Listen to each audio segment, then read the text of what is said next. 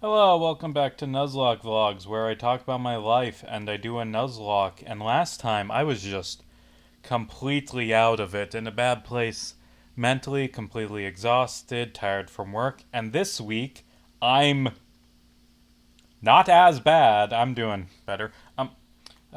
So it's March 15th, and the reason that that's important is because it's the day that Caesar got stabbed a bunch of times. And, like, the only social media that I've ever really used is the website Tumblr, which I've been using for like 10 years now at this point. And it's a website that I feel like the culture has aged like fine wine because a lot of the toxic elements went to Twitter and uh, TikTok years ago, and now it's just a chill, dying website that is run by jackass transphobes, and the video player doesn't work, and it will die by the end of the year. Maybe not the end of the year, but this website is going to die eventually. But it's a fun website that has a nice culture where every year, for example, they celebrate like a holiday the Ides of March, that day that douchebag Julius got just stabbed a bunch of times by his buddies. Uh, and then, I did see an interesting post. It is a good, probably, lesson that people need to learn from the Ides of March and the murder of Caesar is that it didn't work. Like, he became a martyr, and then his nephew took over as a dictator. Or Caesar was already a dictator, but like a dictator, like an emperor rule for life. Like, stabbing Caesar didn't fix shit, but sometimes, and I don't know why this is an emotion that people would be feeling in a current political climate, but sometimes you just feel like, man, it would be nice if this authoritarian was not in power anymore. And that's all I'm going to say on that. So I'm just in the thick of it with writing my 3 hour Homestuck epilogues video. I've got it written on editing my 3 hour Homestuck epilogues video. I've got the first 50 minutes done. Yeah, I should have it done in a month, right in time for 413. Hooray! And I'm editing is going good. I'm enjoying doing it. It's just a lot to get done. And as I'm editing, like tonight, like I gotta go to Homestuck Beyond Canon so I can get a image of that comic so I can have it appear in the background. Like how I'm doing the video is because like I'm talking about a book. I'm doing screen caps of lines of dialogue and paragraphs of descriptive text, and then in the background I have thematically relevant scenes like in Homestuck. Like not even anything big, but just like for instance, I just talked about and then John and Roxy get married. So what I have in the background is the text of John is like a photo of John and Roxy being cute together in Homestuck. It's very, very deep. I'm so smart. I put a lot of thought into it. And anyway, yay, new Homestuck update tonight. And oh god, no. I think I'm getting. I think the sheen has worn off on the rebooted Homestuck Beyond Canon because, like, it's still in the eternal setup of we just gotta build the building blocks and then we can tell the story. And I'm getting sick of the constant building. Like at one point, oh, this Gyarados is gonna be a pain in the fucking ass because it can take away 40. It can take away half of my health with a single.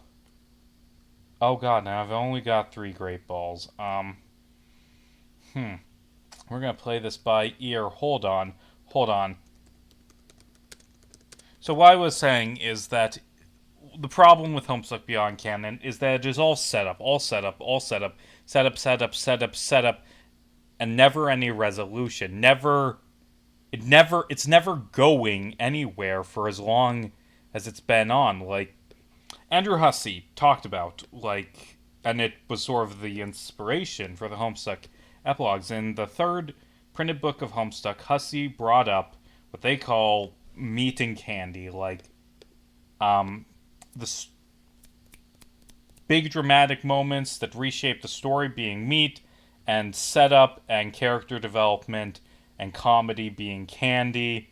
And the problem with with Homestuck 2 is that it's all candy. It's I just there needs to be something happen. You need your descend. You need some moment where the story changes in a big way and the reader gets invested by this drama.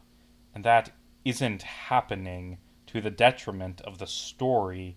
And okay, I am playing this close, but I should be able to catch this Gyarados uh, without dying. And like the Homestuck epilogues, like their whole point is like one is meat and one is candy, except meat had candy in it and candy had meat in it. Like all of John's scenes in, like especially towards the end in Candy, like their character development, like drama stuff, but they are also these big story shaping, like dramatic moments. And like there were character building and like comedy stuff in Meat, like the story where the whole idea is like this is out of whack and it's too much of one or the other, has felt more balanced than Homestuck 2, even after it has been taken over by more competent people.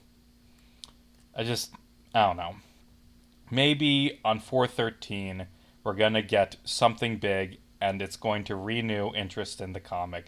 I don't know. And that's the other thing. It is kind of awkward, like, writing about ongoing things because, well, your video becomes out of date in the middle of editing it. Like when I did the Batman contingencies, as I was like editing that, oh shit, there's a new Batman. Or actually, I think the first issue I should have caught it.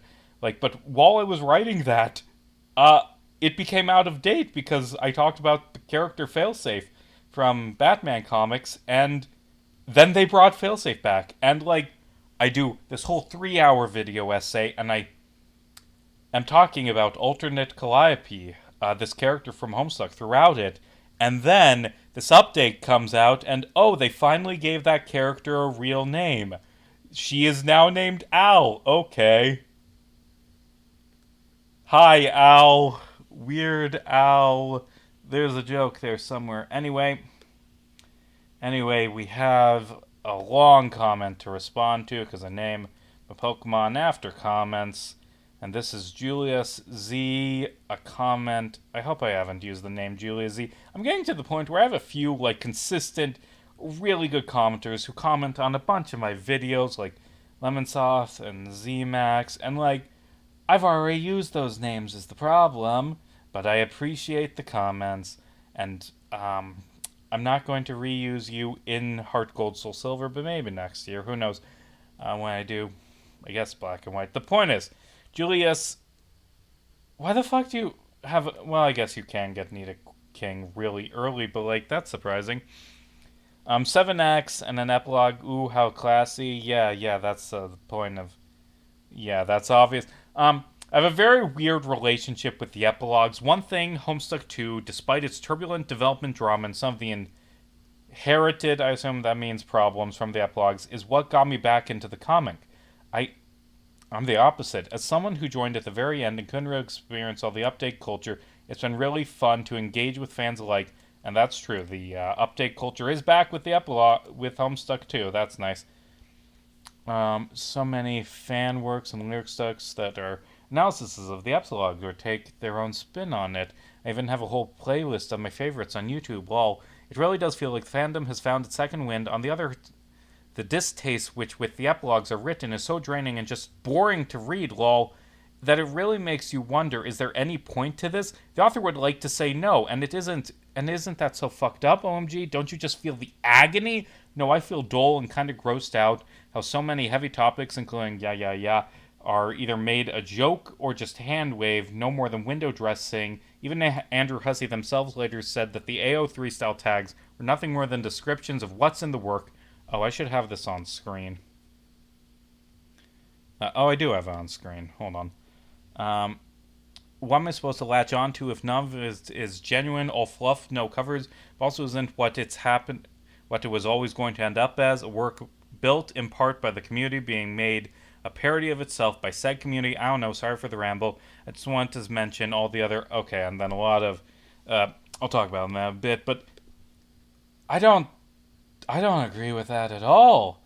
Like the epilogue are, it just, like the AO3 tags at the beginning, that's meaningless. No! It isn't.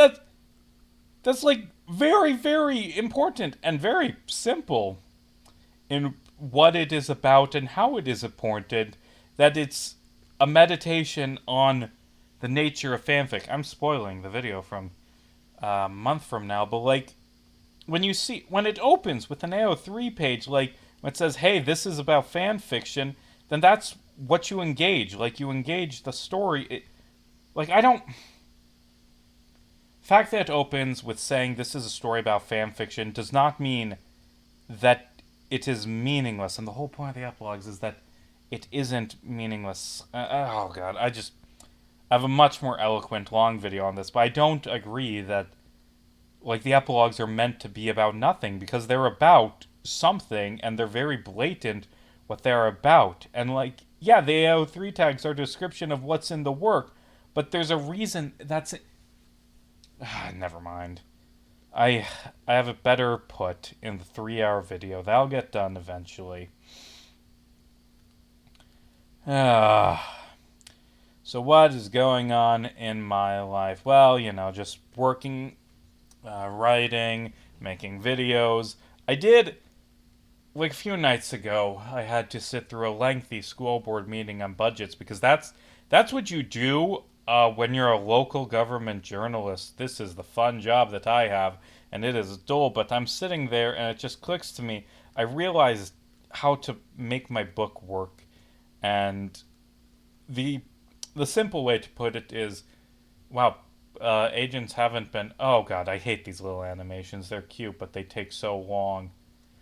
Agents haven't been going past the first 10 pages. Don't like this. I shall surgically remove the first 10 pages and start the book later. And like, oh, but those 10 pages are important for setting up one of the main through lines, one of the main plots and character arcs in the book. Well, actually, this is my Hail Mary, murder your baby, like cut up your work to make it get published and someone care about it. Like, I don't like doing this, but I think I'm going to remove one of the main characters of my book almost completely to make the book flow better and be more interesting. And take stuff from, well, like I've explained this before, where I wrote a close to 200,000 word novel, and haha, no one's gonna fucking publish that. What the fuck is wrong with you? No, under 100,000 words. So I'm like, I can just cut it in half. And then they haven't, I'm realizing it, like, this isn't even something that agents have read. Like, they're not going, the whole thing. It's just first 10 pages, which are boring. But those 10 pages of boring setup were setting up something that, because I just split it in the middle like a fucking moron, setting up the end stuff that was relevant for the second. And no, I'm just going to focus on what is relevant for what they will read. I'm going to cut out a couple of the main characters almost completely, take stuff that was in the second half, move it further up, because I can explain this more in depth after the book is published, if anyone would be interesting. And now I need to come back here once I get rock climb, because that will allow me to get the Tyrogue so late into the game, but still. And yes, my rappel run out. Yay. Okay. I've been working my way through the show Monster, which is very, very good. It is a slow burn, very, very serious, very well-written drama anime. It's run by the same guy as Pluto. I don't know his name. And, well, it's based on manga, but and it's just so good. This ultimate slow burn. It is very slow. It took me a few attempts to get into the show years apart because it is a very slow start that has a slow uh, workup. But once it gets in, it's just this deep character drama with super well written characters, and it's just excellent. I adore Monster. It's an excellent series that I need to finish. Is on my list. I need to like we're in like a sort of golden age of television, and I feel like, and this is stupid, but I feel like I should be watching more TV because there is more that is excellent and masterful, and you learn from like reading. You learn to be a writer from reading good writing, and some good writing is on television.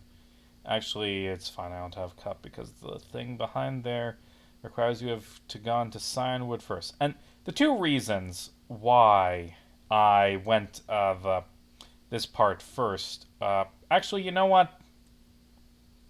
I'm not doing that because I don't have repels. Is the reason. I will do the rest of like. There's not even anything in the basement of Mount Mortar. There is one trainer and some items. I'm doing that off screen. Okay. Or no, that's the upper cave. This part is, yeah, it's just items and it's just items. I'll go back for the items later. I don't want to waste your time. That's why I have encounters available in Violet City and Ekrit. Like all the cities, I have encounters available in them. If I go back with Surf and or Headbutt, but I've been ignoring them because I don't want just the video to be running back to Newbark Town. I'm saving those for when I have Fly. Although I guess I can do Ekritique now after I buy some more Pokeballs. And anyway, one of the main reasons why I went and did that part first is A, because I wanted a Gyarados, so that the one I get is shiny, and because, like, otherwise I'm just going to have to get a normal, boring Magikarp, which is lame. Actually, should have gotten Super Repels. I know they're more efficient per their price point test. Also, I don't have to renew them so much, but the point is, I want the red scale, which I will go do off screen because with the red scale, I can train up my coughing and theoretical 5th and 6th Pokemon. Like, but, like, the experience share is vital for grinding in Pokemon games, and I hate how out of the way it is in some games. And, like, always on experience share, like, I have mixed feelings about that. But it's better than no experience share because Switch training is a fucking drag. It is. Wait a minute. Why did I do that? That was stupid. Now it's gonna die. Like, I don't know why I thought that was a smart idea. Oh, good. And it's hypnosis. Yeah. I. I can't put Pokemon to sleep because my sleepers died, but you'll put me to sleep. Okay, you're in the bowl. Maybe I'll carry you with me. For yeah, and your name is gonna be Homestuck is a licensed fanfic is my favorite take, and I was just getting into this, and wow, that's a long name. I'm gonna name you Superstar. Gregory. I'm fucking Freddy Fazbear. Shares his voice actor with Diavolo or yeah, is it Diavolo or Diavolo? I don't know. Whatever. Point is like is weird. That's a shared voice actor. But the point is like I am so sick of that. I talk about in the video essay that I'm working on that I am kind of sick of that take. Like the Homestuck epilogues, they're like a bad fanfic. Really? Ah, jeez. I didn't know that. That's a very original take and not an intended part of the writing. Like, really, they're a commentary on fan fiction? Did you come up with that on your own? I do wonder if like people like I am a superstar warrior. I wonder how much of them have even read the epilogues and how much is just repeating the well. People said they're bad fan fiction, and maybe that complaint gets started by people who have read them, but then it gets twisted and people are like, I heard they're bad and I heard they're like bad fan fiction, so they're bad because they're like fan fiction. Actually, it's more complicated than that. It's so complicated I need 3 hours to fucking explain it. Um, and they're still very flawed. Like someone said, the epilogues are kind of boring. They are. Oh god, they're so... Oh, wait, I've already gone the encounter on this route. It's fine. I'm gonna injure it so I have a higher chance of catching it later. Fucking Entite won't get my ball. I'll catch you eventually, you big fuck. Actually, no, its catch rate is frustratingly low, so probably not gonna get that Entei. But I can dream. But yeah, it's like, yeah, the epilogues are about fan fiction. Thank you, that's so original. What else is going on? TikTok's getting banned. I mean, it needs to go through the Senate, but it was almost unanimous. Like 50 total people voted against, or maybe it was 50 Democrats and 15 Republicans. The point is, it was sweeping in the House. It's getting banned in the Senate, and all of this is just vague Cold War posturing. Like, they do not care about spying on American cities. Like, fucking Facebook. Like, it's. TikTok could theoretically be used to spy on Americans. Facebook is spying on us for our government. It is taking personal data and giving it to political candidates who then took over the government with help from Facebook. Like, and there's no calls to ban Facebook, who we know for a fact is spying on the. This is, here's my fucking hot take. I am more concerned about the United States government spying on me than the Chinese government, because do you know who is able to arrest me for criticizing the government? It's not the one of a country I don't live in. Like, the Chinese government is not a good government. They, much like the American government, hate and oppress a Muslim minority group. Like, are authoritarian, love capitalism. Like, the Chinese government is fucking atrocious. But I don't live in China. I can't get arrested for criticizing the Chinese government. But if the US government decides to start arresting people for criticizing the United States government, which I think could theoretically happen in a few years, considering the swing towards authoritarianism and certain candidates claiming they will become fucking dictators if reelected. And, you know, if we're talking about the government starting to, arrest people for criticizing the government, I think a good start of that process beginning to happen is when they start banning means of communication that are used to criticize the government. And some of them said it's because of, well, it's spying, and that's bad. But also, a lot of them are like, yeah, the kids on TikTok are criticizing the government too much. They're criticizing the government, the genocide we're carrying out in Gaza, and we must censor them and silence them. The Chinese government is interfering with U.S. government by allowing the children to criticize the government, which must be banned. And like, yes, China bad. We must fear the Chinese government, which is why we must censor and keep people from criticizing the American government. Because stop China. Not because we want to censor our own people, because of China. Like, I'm so sick of this fucking Cold War posturing. Like, the Chinese government isn't even hostile to the American government in any sizable way, and neither is the American to Chinese. It's they work together because it did lines in business interests. There's no fucking war. There's like the era of fucking proxy wars and wanting to nuke each other is over. But oh, we need the people afraid. We need them afraid and fearful, because when people are fearful, they give us power. They say, oh, please censor us, United States government. Please start arresting people who criticize the government. Please massively increase the power of the police and military to keep us freer by making it easier for the government to oppress us. Which, that's not an oxymoron. It's just I don't even fucking use TikTok, but I don't like the fact that the United States government does not care even slightly or have any intention of stopping the United States government from spying on us. And I don't like the fucking Cold War grandstanding.